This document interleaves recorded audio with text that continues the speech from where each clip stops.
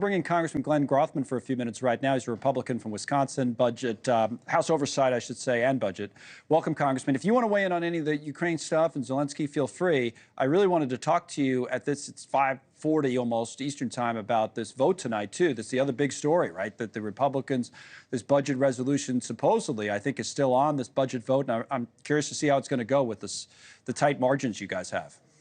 Right. Well, I think it was enjoyable for all your listeners to hear President Trump. In addition to being incredibly informative, he's always entertaining. So it was must-see TV. I was glad that he's doing all he can to wrap up the war between Russia and Ukraine. I felt as bad as the border was, that was almost as big of a mess that President Biden was leaving behind. We've had 200,000 people die there without really getting close to ending the war. You talk to the Biden people, they had no plan whatsoever, even thought about a plan.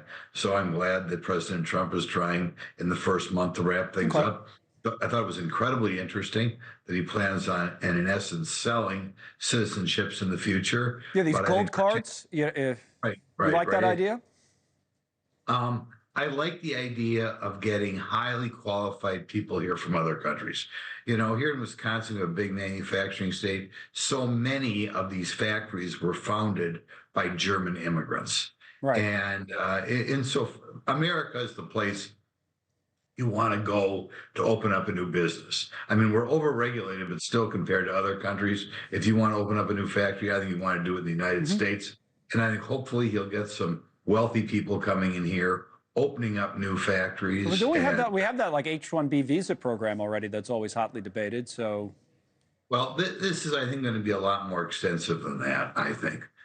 Result in a lot more money coming in. I think the program you're talking about, what do they charge, $8,000 a person? And it's not necessarily connected to what I view as big manufacturing and that sort of thing. Yeah, this is 5 million. That's probably right. 5 million.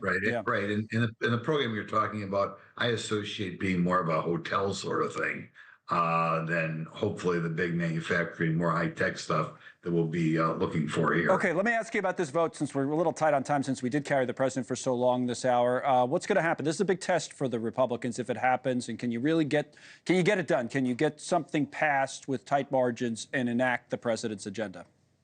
I think we will. I mean, obviously, Mike Johnson is meeting with everybody this afternoon.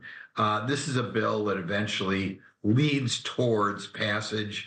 Our budget on both mandatory and discretionary spending will be affected by this bill. I would not want to be the congressman voting no and preventing it from passing.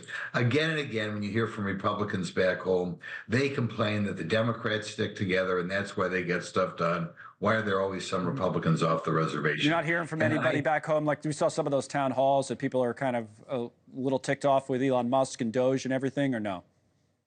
Sort of kind of organized, almost organized demonstrations on the part of the Democrat Party. So I don't take that as telling me people are mad about Doge or Trump. Those are people who are hardcore Democrats who are going to dislike whatever President Trump says. And quite frankly, if they were paying attention, I think a lot of the money that Doge is going to save are from areas that normally liberals would be happy. I look forward to Elon Musk looking at the military, which I think our Congress just again and again just throws money the same place they did last year. I think they're preparing us to refight World War II, for goodness sakes. Right. So they want to hit everything. So yeah. So even things that Democrats like. Right. Yeah. I think they would be happy. Yeah. I'm sorry to rush you along, Congressman. Like I said, we had the president on. We appreciate your patience in coming back with us this hour. Thanks so much for watching. Just go to joinnn.com to find NewsNation on your television provider. And don't forget to click the red subscribe button below to get more of NewsNation's fact-driven, unbiased coverage.